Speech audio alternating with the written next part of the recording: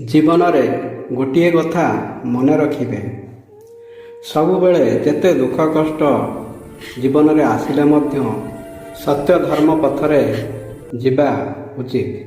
ନଚେତ୍ ମହାଭାରତରେ ବହୁତ ଚରିତ୍ର ଅଛନ୍ତି, ବହୁତ ଜ୍ଞାନୀ ମଧ୍ୟ, କିନ୍ତୁ ତାଙ୍କର ସମକକ୍ଷ ହେବା ଆମ ପକ୍ଷେ ସମ୍ଭବ ନୁହେଁ।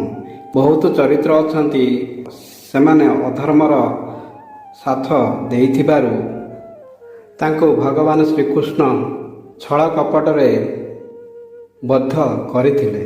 ଯେପରି ପିତାମହ ଭୀଷ୍ମ ତାଙ୍କର ବାପା ଶାନ୍ତନୁଙ୍କ ଇଚ୍ଛା ପୂରଣ କରିବା ପାଇଁ ସାରା ଜୀବନ ବିବାହ କରିବେ ନାହିଁ ବୋଲି ପ୍ରତିଜ୍ଞା କରିଥିଲେ।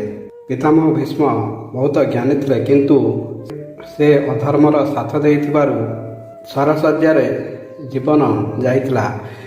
ଜଣେ ସ୍ୱାଭାବିକ ମରଣ ଆଉ ସରଶଯ୍ୟାରେ କେତେ କଷ୍ଟ ଆପଣମାନେ ଜାଣିପାରୁଥିବେ।